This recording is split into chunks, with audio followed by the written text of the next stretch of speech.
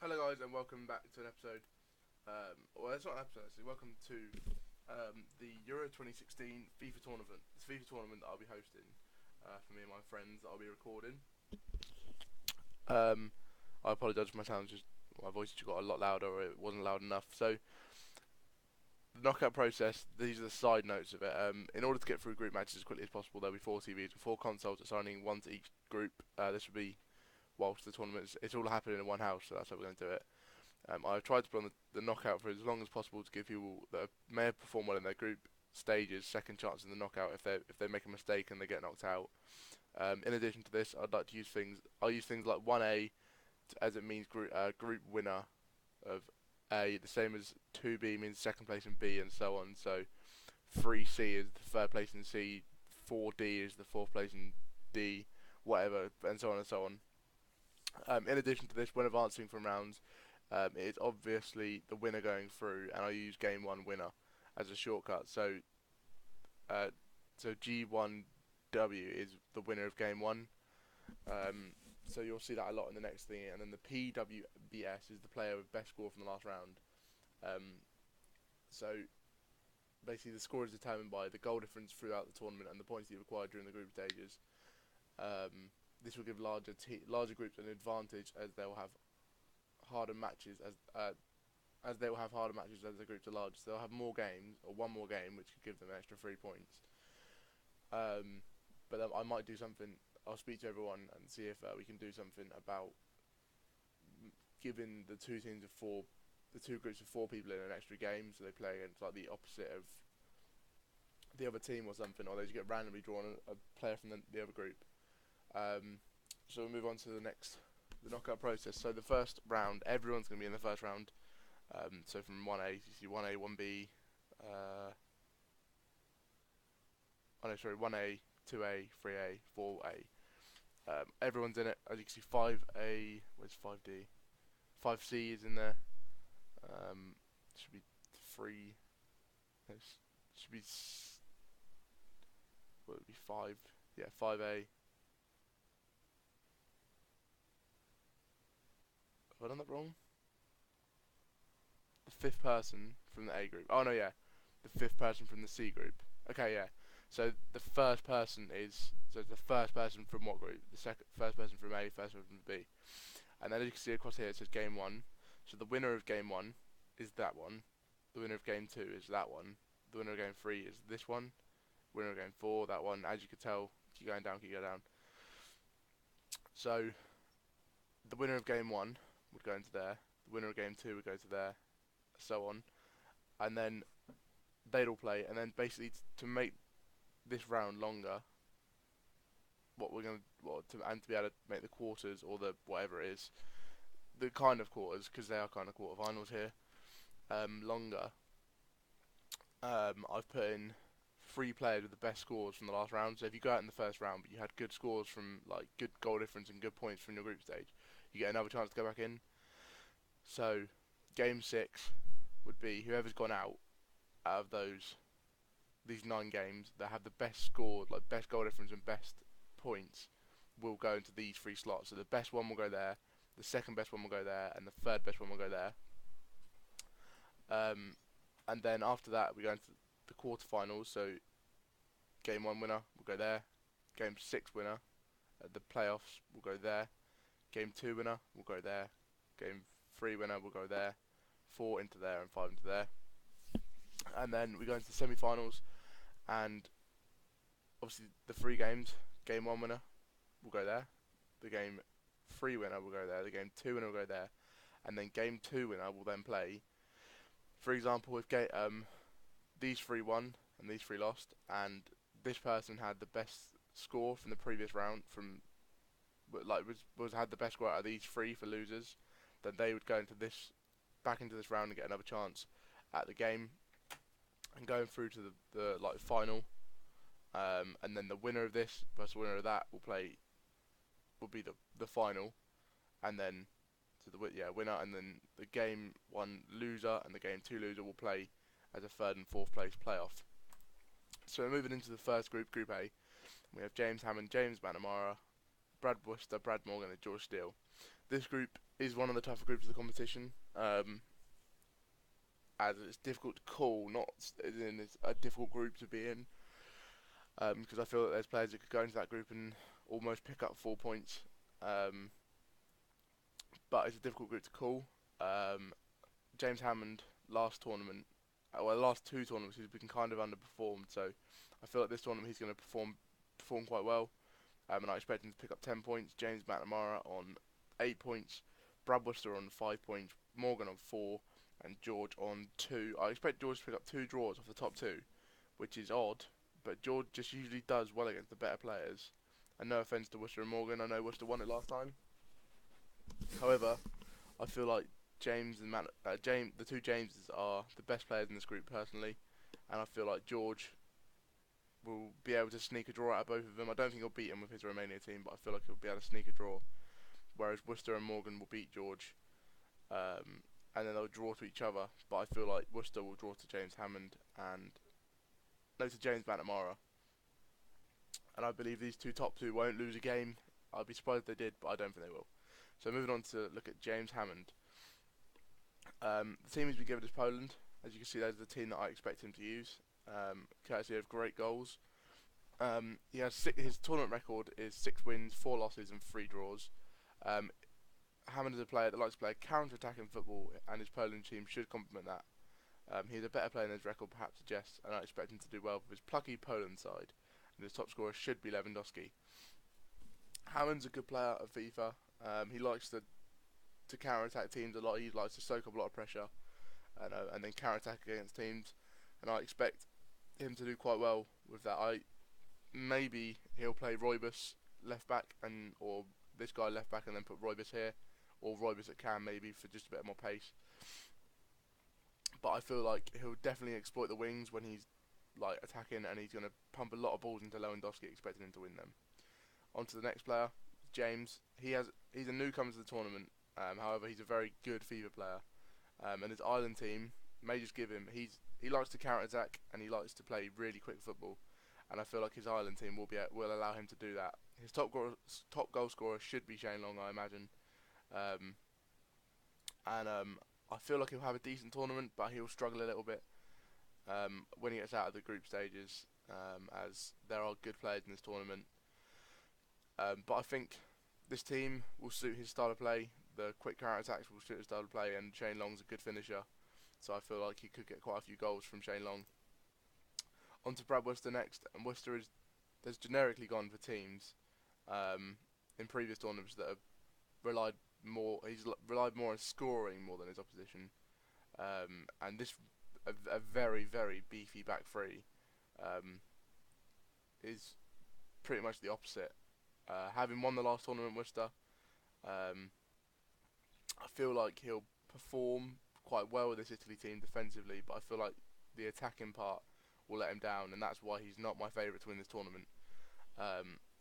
Maybe he won't play this. I think he'll play more something like Candreva on the right, Pella through the middle, with like Jackie Arini on the left, and then Florenzi right back, Chiellini and Barzagli left back, De Siglio, I think that's the one, and then De Rossi, Marchisio, Pirlo through the middle. I'm not too sure.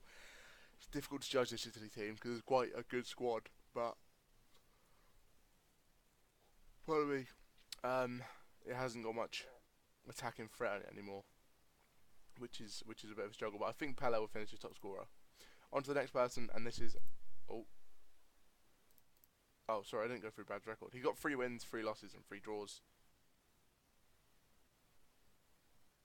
Yeah, because the first tournament he played in, he didn't win a game. He went out he didn't win a single game. He drew 2 games and lost the other 2, and then last time out he only lost 1, drew 2, and then won 3 in the last time, and that's why he won the tournament in the end, and he played quite well. On to Brad Morgan. Morgan is Mr. Consistently inconsistent. 3 of each wins, losses, and draws. And the first time he played, he reached the quarterfinals where he was knocked out by Richard, which was an odd one. This time around, I expect him to be better, I don't think he's going to finish great in his group because it's a difficult group-ish, difficult group.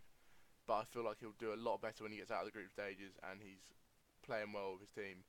As you can see, that's the team I expect him to play with. Maybe not him for the. I don't know whether. I don't think Company's in their squad. So if Company's not in their squad, I think he'll put Alderweireld in and possibly put like someone a bit shit. So some guy called Candrava they can maybe throw in at right back. Not too sure. And Lukaku will definitely be their top goal scorer with the amount of goals he's going to score. If they can get the right service to him from these three, and I mean De Bruyne, Hazard, and Mertens is a great front or three and behind him to have. And I expect him to do quite well this tournament, but not win. On to the next player, and that's George. 6 wins, 2 losses, 3 if you include the forfeit, and 4 draws. George is. A lot of people think he's jammy. I think he's jammy. Everyone in the tournament thinks he's jammy, but maybe not. If you think about it, 6 wins, 2 losses from his last 3 tournaments, and a final to show for it, which he did lose to me the second tournament. He's actually better than what people think. However, with this Romania team, he's not going to do very well. I believe Maxime is on the bench at this point. I think Maxime will probably go in for Andono and Stanuku. Stanku will go up front, and Andon will go off, and Maxime will come on if he can play him, but I'm not too sure. I also think he'll play Pantilimon instead. But I don't see George doing very well this tournament just because of how poor this Romania team is. He was drawing a bit of a shitty team with this, but he'll make do, I'm sure, and probably nick 2 good draws off of James and the 2 Jameses. On to Group B, and it's a weird group. Both the Parrot brothers and me and my brother are together in this group. There's 2 new players in Matt and Corey, which could make it an interesting group. I do expect Matt to win this, just because he's Germany, and I feel like Corey will just beat me. Wow, hold on, guys. As you can see, I've copied and pasted this to save myself a bit of time, and I forgot to change the names. Rip. Yeah, I expect Corey just to beat me into that. That's wrong as well. How have I done this so badly? I apologise, guys. I really apologise. I feel like I'll draw to Harrison, I'll draw to Corey, which would give him 5 points.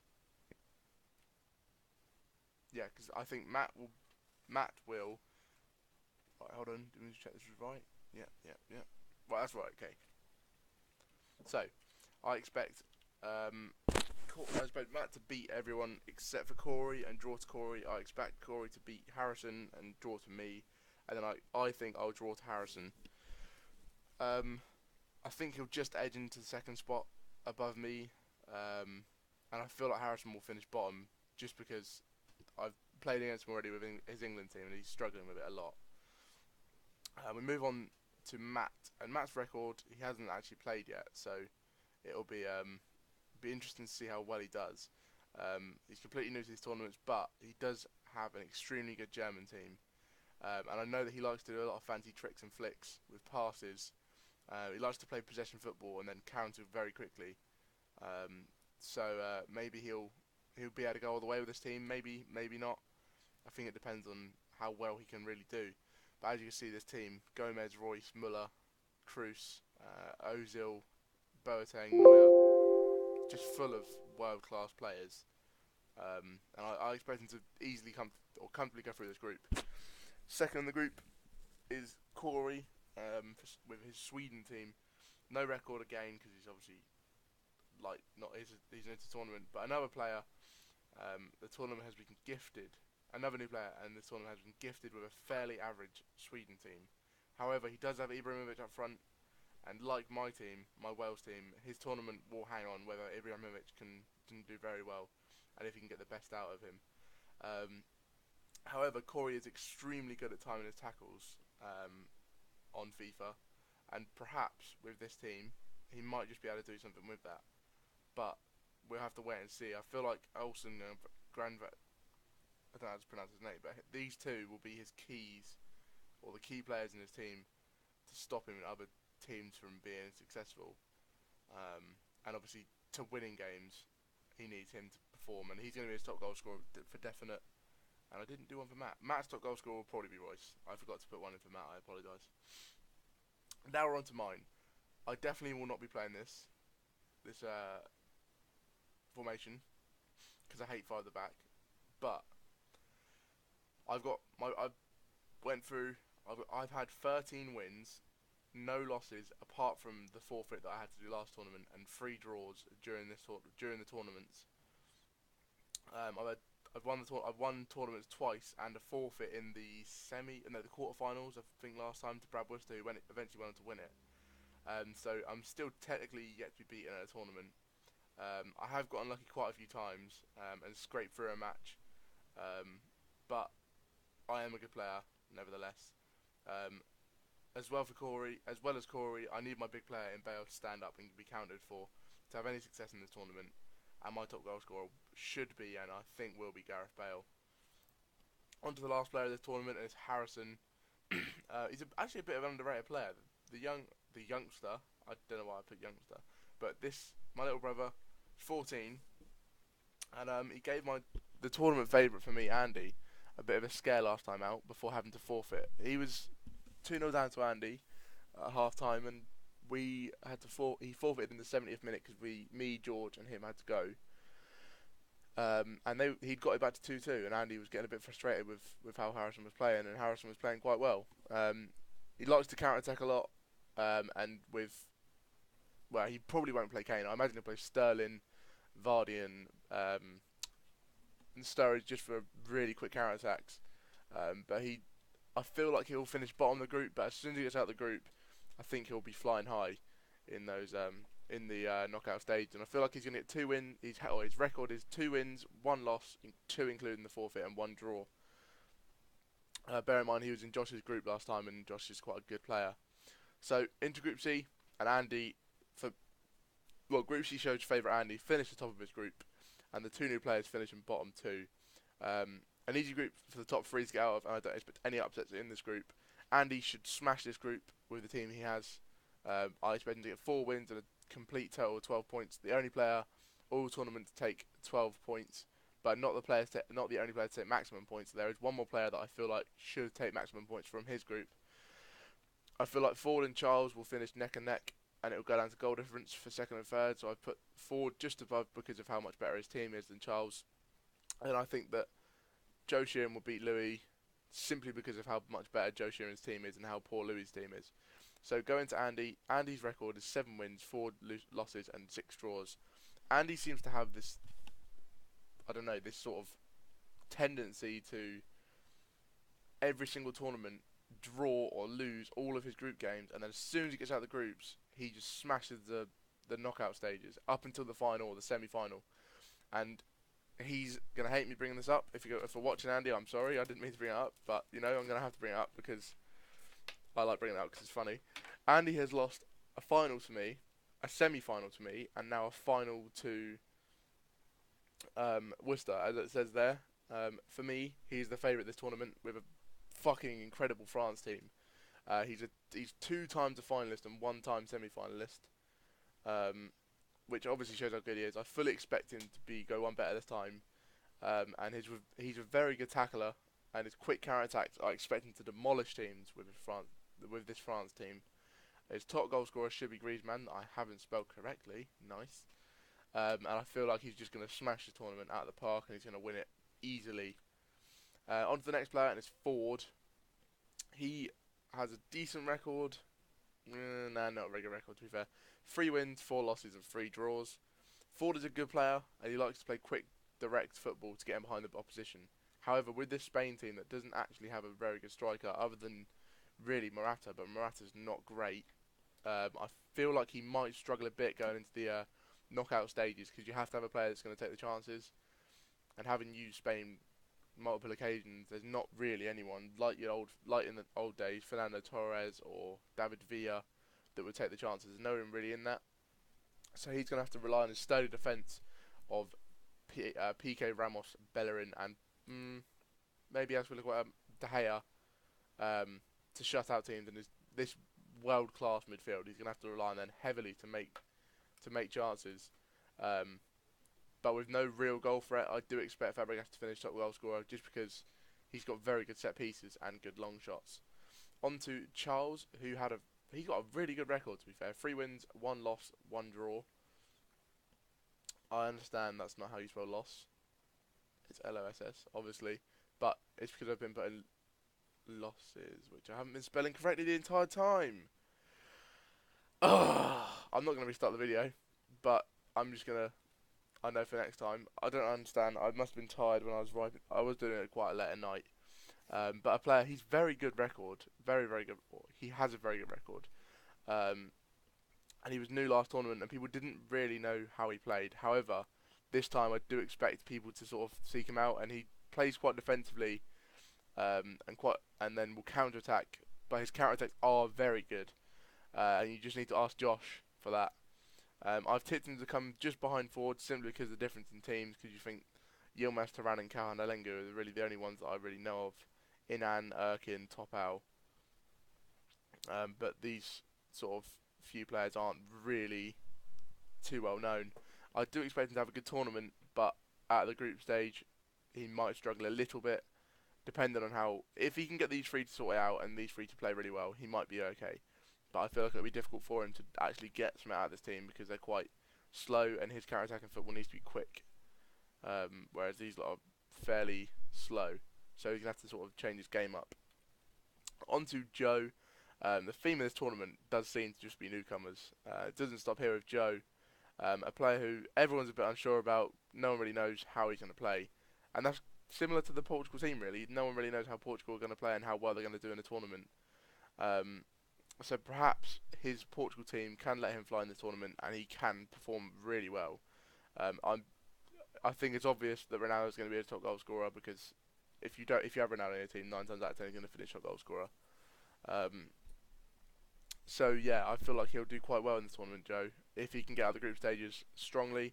But obviously, I don't know enough about him as a FIFA player to judge where he'll finish in this group. So I'm going to put him into 4th spot, and the 5th spot goes to Louis, another newcomer.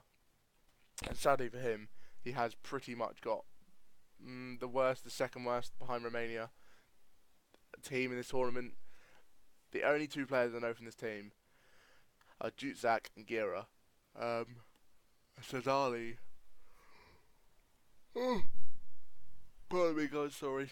Sazali, I believe, plays in the Bundesliga as a striker. Obviously, I thought he played for Schalke, but I might be wrong. No one really knows what to expect from Louis. And to be fair, this Hungary team during the Euros, no one's really known what to expect from them. A 3-3 draw against Portugal was not on the cards for what I thought. But I do expect him to struggle in this group just because of how poor this team is and how good the teams in this group are. And just because his team simply isn't as strong as Portugal's, I feel like he'll come bottom with no points. So there's that. On to the final group, and the final group involves Josh Vartstra, Troy Weston, Richard Fernando and Max Kelleher. The final group is going to be a breeze for Josh. As I said a minute ago, he will be the one of 2 players picking up maximum points from this tournament. A group with no real world-class teams in it, so it's difficult to call for these 3, simply because of they're all mixed sort of ability and sort of their teams are all sort of similar. But I do think that Max's squad, Russia, will not be able to cope with this group, and he'll finish last. But I think Troy will just edge Richard because I feel like Troy can beat Richard if he plays well enough. But this one is a gamble between these 2. It could go either way.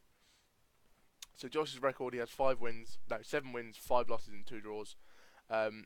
He's quite a talented FIFA player, to be fair. Very underappreciated in terms of how good he is. And he's using a very underrated Switzerland squad. So I feel like this is the perfect team for him to do well in this tournament with. He likes to play high pressure and possession football, so he'll win the ball back out the pitch and then slowly build his way up the pitch. And I mean, that's been enough to beat all the little teams and the people that aren't quite as good as him easily, like smashing teams. But this time, can he do it? Maybe. He's definitely going to be going out for a revenge against what happened last tournament when he was knocked out by a 90th minute I think, a sweaty goal by Charlie Humphreys.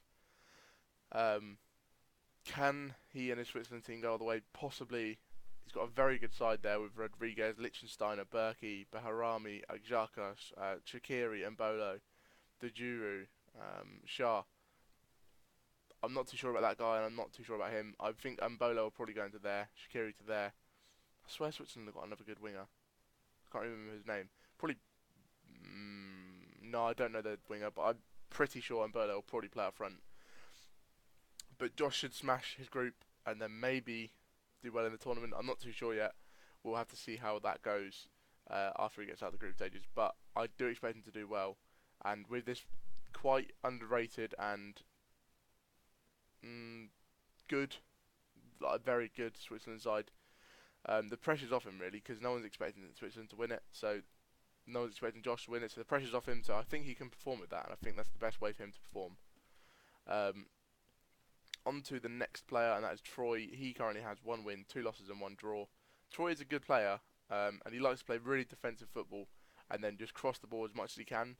So Mark Yanko, his striker, is the best player to have for that, because he's like 6'5". He's an aerial threat, power header, very good player.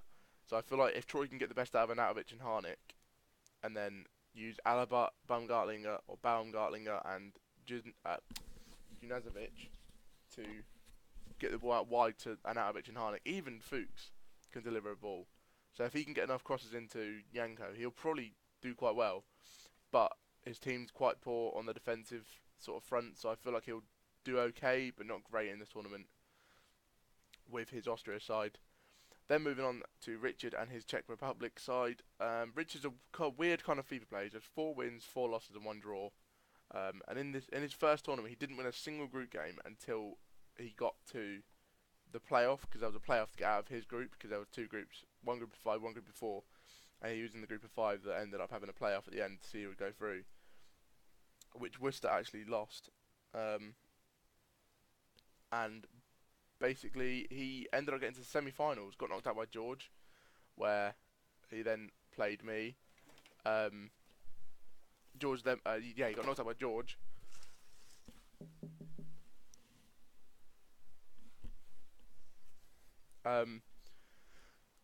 He got knocked out by George, and then I ended up beating George in the final that time. But he plays quite a relaxed sort of style of play, passing the ball around, not really trying to make anything.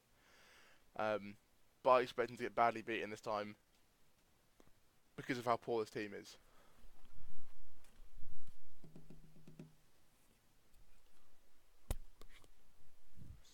I expect him to get badly beaten by the bigger teams, unless Czech has a really good tournament, which I can't really see happening. I think he's going to get knocked out quite quick. I feel like Gabriel Selassie will probably be his top goal scorer, just because he's really the only one that I actually know. Maybe if he plays Thomas Rositzky in that role, he might do well, but I'm not 100% certain about the squad. It just doesn't look very good compared to what it used to look like. On to the last player, and the final player of the tournament, the final newcomer, is Max, and he joins the tournament for the first time, and will probably just end up making up the numbers in the tournament, if I'm honest. He doesn't really have a style, and that he likes to use, and that won't be very good for him. If he can get the best out of Dazuba, he might have a good tournament. If you get the best out of Zuba, he might be okay, but he needs to cross the ball up to Dazuba, but I don't feel like he's prepared to do that, which means that he's going to go out for me. He's got a decent side, but I mean the midfield's kind of shit, the attack's kind of shit, defense is kind of shit. Akinfeev's quite good, Dazuba's good, Ignacevic is good, Shatov's good, but other than that, there's not really anyone that I think stands out to me in that team. So that is going to be it, guys, for the episode, or for this video. I hope you're excited for this tournament and excited to watch the video on it. If you are, make sure to leave a like and subscribe. Make sure you subscribe to my channel and subscribe to my Twitch, or follow me on Twitch and Twitter, so you can see when I'm uploading and when I'm doing the FIFA tournament. And I'll see you guys when I get into the tournament. I hope you guys enjoyed, and I'll see you then. Adios.